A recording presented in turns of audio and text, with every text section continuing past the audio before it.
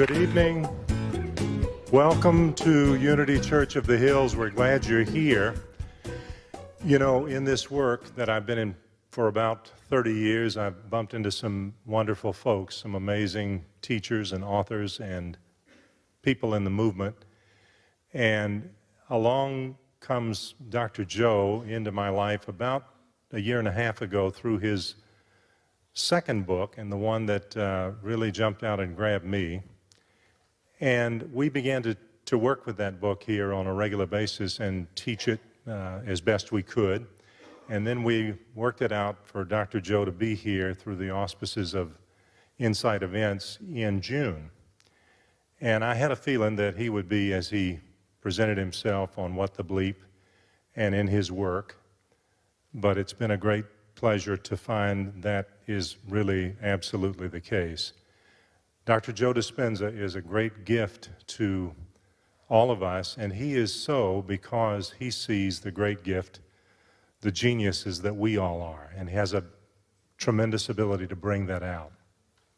So please welcome to our stage tonight, Dr. Joe Dispenza.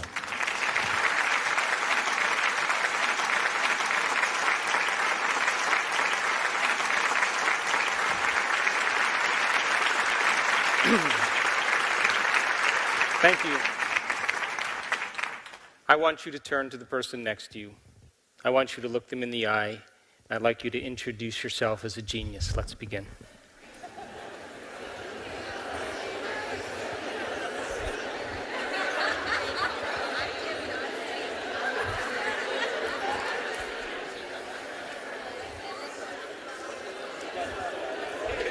Now, before we begin, I have a few questions for you. How many people in this audience actually believe in the idea that the way you think has some effect on your life, that your thoughts create your reality? How many of you believe that? You do, yes? So I have another question for you. How many people actually woke up this morning and consciously created a future? You know, the biggest reason why people don't do it is because you don't believe it's true. You see, if you knew that your thoughts created your destiny, if you knew that on a gut level, would you ever miss a day? Come on. And would you ever let any thought slip by your awareness that you didn't want to experience? So you think 60 to 70,000 thoughts in one day. Out of those 60 to 70,000 thoughts that you think in one day, 90% of those thoughts are the same thoughts as the day before. So then the same thoughts will always lead to the same choices. The same choices will always create the same behaviors. The same behaviors will produce the same experiences, and the same experiences will create the same emotions, and those same familiar feelings and emotions will drive the same exact thoughts. And your biology, your neurocircuitry, your chemistry, your hormones, your physiology, and your genetic expression will be always equal to how you think, how you act, and how you feel. And so then, your personality creates your personal reality. That's it. And your personality is made up of how you think, how you act, and how you feel. So the present personality who's sitting here today has created the present personal reality called your life. So would you agree then that if you wanted to create a new personal reality, then you'd have to start thinking about what you've been thinking about and change it? Yes? And you'd have to start noticing those unconscious habits and behaviors that lead to the same experiences, that create the same emotions, that reaffirm the same identity, and decide if you want to act and choose in the same way. And then you'd have to look at those emotions that you've memorized, that have become part of your personality, and decide if you want to bring those emotions into your future. You see, most people try to create a new personal reality as the same personality, and it's impossible. We literally have to become someone else. So then, if you keep thinking the same way every single day and making the same choices that lead to the same behaviors, there's a principle in neuroscience. And that principle is nerve cells that fire together wire together. So as you repeat the same thoughts, choices, behaviors, and experiences, you're forcing your brain to fire in the same sequences, in the same patterns, in the same combinations every day. And as long as you make your brain work the same way every day, you're reproducing the same level of mind. And you begin to hardwire your brain into a very finite signature. And that finite signature is like the box of the brain. So then, thinking outside the box then would mean that you would begin to make your brain fire in new sequences, in new patterns, in new combinations. And whenever you make your brain work differently, you're changing your mind, because mind is the brain in action. So the one ingredient that allows you to be in the process is information, is knowledge. Because every time you learn something new, you make a new connection in your brain. That's what learning is. Learning is forging new synaptic connections. Remembering is maintaining and sustaining those connections. So then, the Nobel Prize laureate Kandel in the year 2000 found that when people learn just a few bits of information, they doubled the number of connections in a certain part of their brain from about 1,300 connections to 2,600 connections. But if they didn't revisit that information and review it, within hours or days, those circuits literally pruned apart. So then, as you begin to learn vital information about the nature of reality, the new science of possibility, and you begin to wire that information in your brain, and you can repeat it, which, by the way, if you come to the workshop tomorrow, you're going to have to repeat everything that you learn, because you're going to have to wire it in your brain.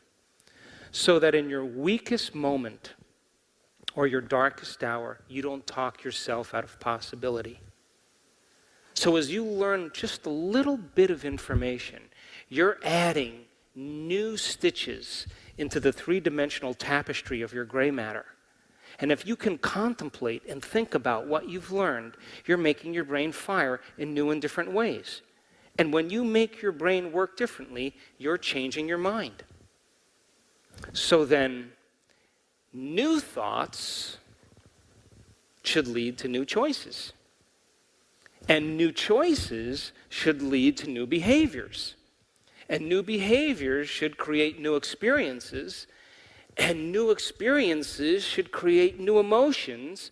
And those new feelings and those new emotions should drive new thoughts. And that's called evolution. So then, does your environment control your thinking, or does your thinking control your environment? Or we could say, does your personal reality create your personality, or does your personality create your personal reality? So then your brain is organized to reflect everything you know in your life. Your brain is a reflection of your external environment. It's an artifact from the past of all the things you've learned and all the things that you've experienced. It's wired or mapped in your brain. So if you wake up every morning and you get out of bed on the same exact side as you did the day before, and then you shut your alarm clock off with the same finger, and then you slip into your favorite slippers and you shuffle into the bathroom, and you use the toilet like you always do, and then you get up and you walk over to the mirror and you look in the mirror to remember who you are, And then you get in the shower and you wash yourself in the same routine way as you always do. And then you dress yourself and groom yourself to look like everybody expects you to look.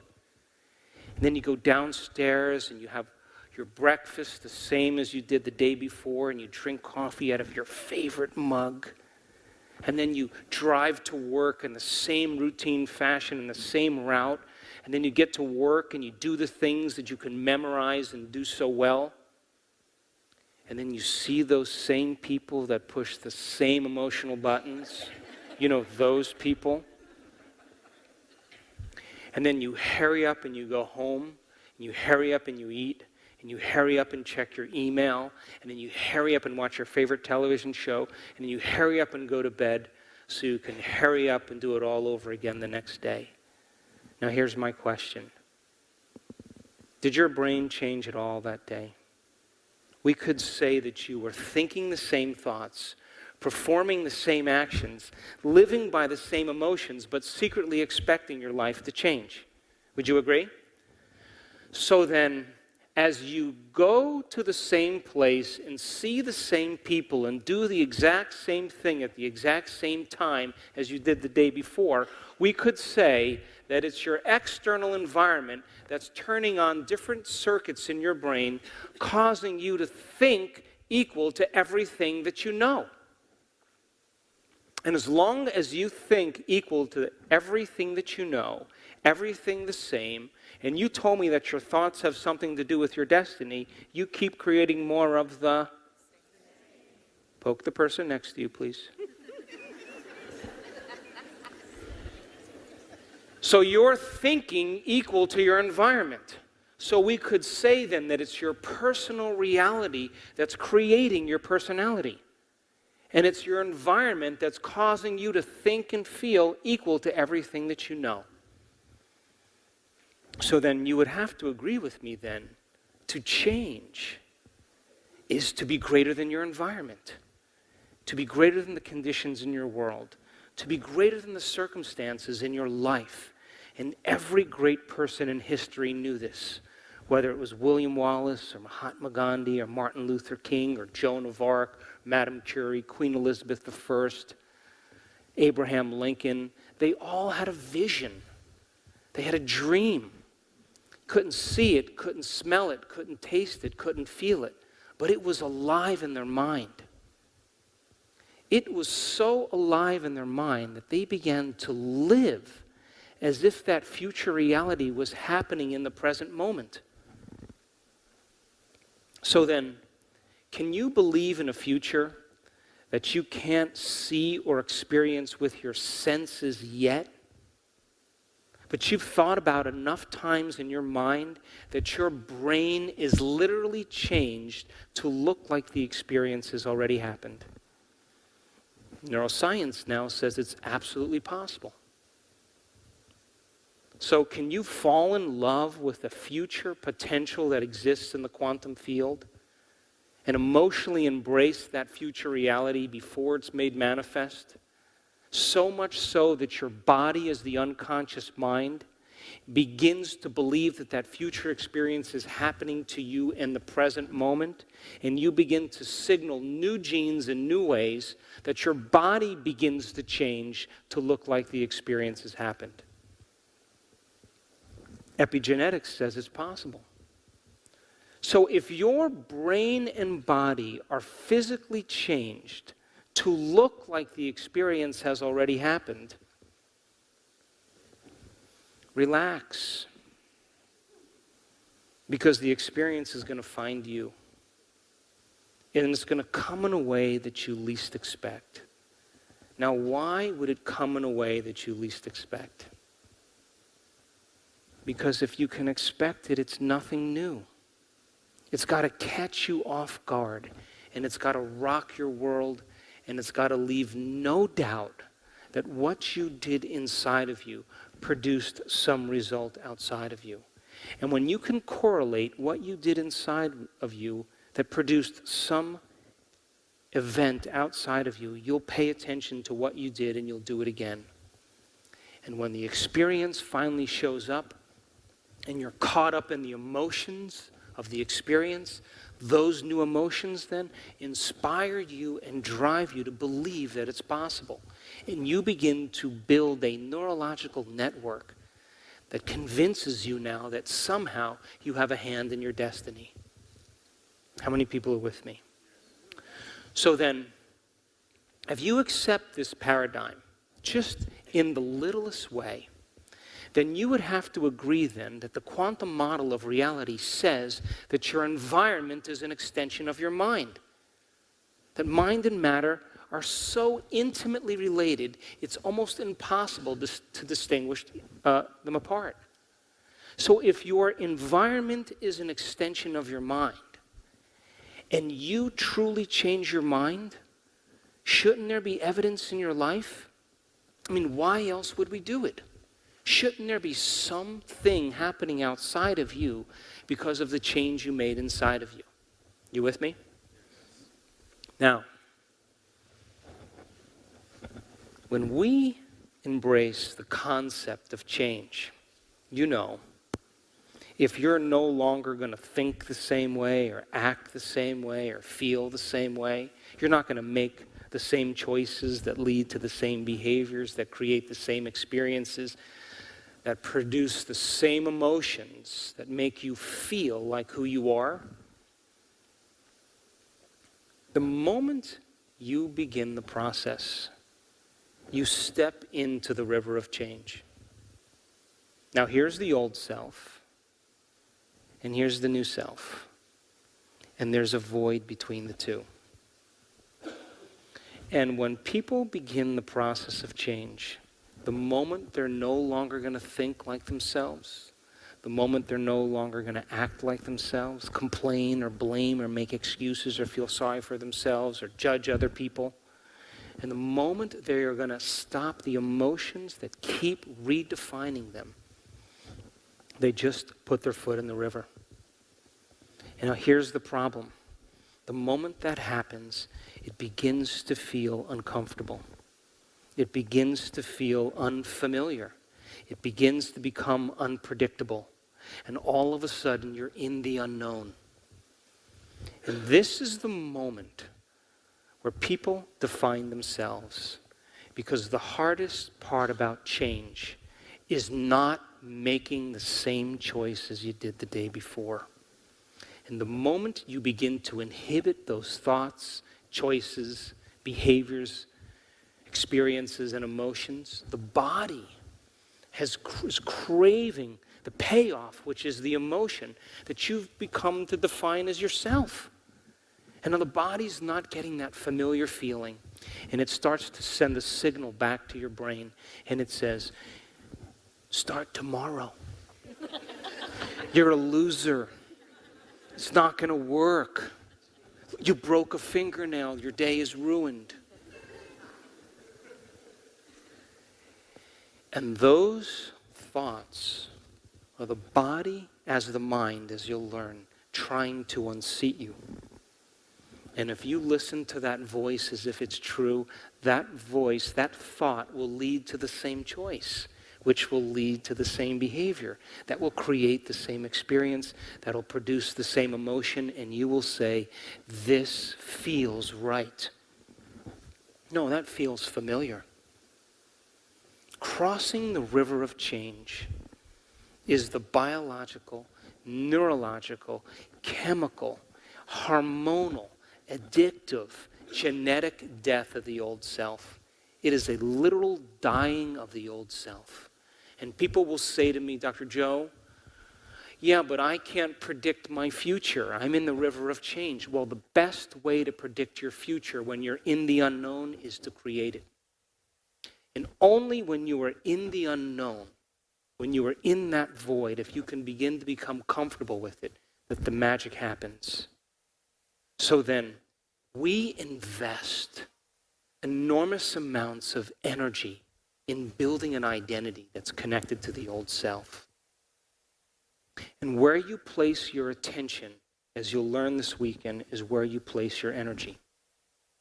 So if you keep this facade, this ideal of yourself going for an extended period of time, all for the payoff of the feeling that you define as you. Because when you wake up in the morning, the first thing you do is you wake up and then you go, oh, where's the feeling? Oh, there's guilt. Oh, whoo, whoo. Almost didn't know who I was. All right, now I can think about my problems and all the people that are related to it. Oh, my goodness. We look for that feeling. So then, the moment we begin to draw our energy away from the old self, that is the David and Goliath. That is Gandalf on the bridge looking at the monster. And as you begin to take your attention off the old self, it demands a certain amount of your attention. And now you are beginning to abandon it, and you are taking your energy and bringing it back, and you're driving it to a new future. And that first couple steps into the river is where people have to decide if they want to cross or not. But then, if you're in the river, instead of white-knuckling it through the whole process, wouldn't you agree that it would be a good idea to think about what thoughts you do want to fire and wire in your brain? And could you begin to plan your behaviors and begin to rehearse who you're going to be when you open your eyes and begin to change your brain just by thought alone? To begin to eliminate the environment and the people and things and places and experiences in your world and make the inner world more real than the outer world until your brain begins to change to look like the experience has already occurred. You're going to learn how to do this, and there are people around the world that are doing it, and they're doing the uncommon. And so then, as the body begins to crave the emotion that we become addicted to that defines us, and you are like an addict going through the cravings and the changes, don't you think that you could teach your body emotionally, without the experience, what abundance would feel like ahead of the event? Giving it a sampling of the future. Now, the materialist would say, well, I'm not going to give thanks till my lover shows up. And I'm not going to be in joy till my abundance, finally is in my checking account. That's the old model of reality, of cause and effect. Waiting for something outside of you to change how you feel inside of you. And when that person or that experience changes how you feel differently, and you pay attention to who caused it or what caused it. And that event in and of itself is called a memory. But that's the Newtonian model of reality. Our senses defining reality. But the quantum model of reality is beyond your senses. Which means then, you begin to emotionally embrace the event before it's made manifest. And you can convince your body emotionally that it's already occurred, and those emotions are driving a new set of thoughts. Then you would have to agree with me then. If you do that properly, your brain and body are no longer in the past. They're literally in the future. And if you can give thanks before the event occurred, oh my gosh. We've been hypnotized and conditioned into believing we need a reason for joy. We need a reason for gratitude. That's the old model. But the quantum model says you give thanks before the event is made manifest, and you convince your body emotionally it's already done. Because what is the emotional signature of gratitude? Well, doesn't it mean it already happened? So if you're giving thanks, you move into a state of gratitude, your body, as the unconscious mind, begins to believe it's already done. And gratitude is the ultimate state of receivership. So then if you're combining a clear intention with an elevated emotion, and you're in a new state of being, then you're literally signaling new genes in new ways before the event has occurred. And your body begins to change, as you'll learn this weekend, to look like the experience has occurred. You've already signaled a gene. The body's already in the future. And as a matter of fact, if you combine that model with the quantum model of reality, and you're observing that destiny, your body's going to be drawn to the event. So then, our senses should be the last to experience what our mind has created. And so then the materialist would wait for the event to occur to give thanks. But the quantum mind has already experienced it enough times that when their mind and body are in the future, they have a sense of knowingness. So taking philosophical knowledge, information, and initiating that information into your life to have an experience allows you to begin to experience the truth of that knowledge. And then ultimately, if you can re-experience it enough times, you begin to master it. You go from philosopher to initiate to master. And there are people around the world that are doing the uncommon right now. And we are in an amazing time. This is a time in history where it's not enough to know. This is a time in history to know how. And I can tell you from the movie What the Bleep, after it became an overnight sensation, the most common question that I heard over and over and over again was, how do you do it? And why is it so hard to change? Those are two questions I kept hearing over and over again. So then most people wait for crisis or trauma or disease or diagnosis or loss to finally decide to change. We have to be knocked to our knees when we finally say enough. And when we reach that point where we're in crisis, we no longer feel like ourselves, and that's the first time we could actually see ourselves. Because you're beginning to look at it through the eyes of someone else. But my message is, why wait? You know, you can learn and change in a state of pain and suffering, or you can learn and change in a state of joy and inspiration. Which would you choose? Now, the old model of reality that's been steeped in religion is that you have to suffer and you have to go through all the emotions along with it, and then it's time to change. But why not create the life you want in the state that you're in? So, after What the Bleep, we started teaching workshops around the world, not because I ever wanted to do it, but because people kept asking me, what do you do? And how do you do it? And so we taught these workshops for a year. And guess what happened? Nothing. I mean, some people had some changes, but it really wasn't amazing, you know? And I had to think, you know, if I was making a difference or not. And I don't know if I wasn't saying it well, or I just, you know, it wasn't being received. But after about a year, about 9-10 months, all of a sudden we started getting emails from people. And the first line of every email that we get is always the same.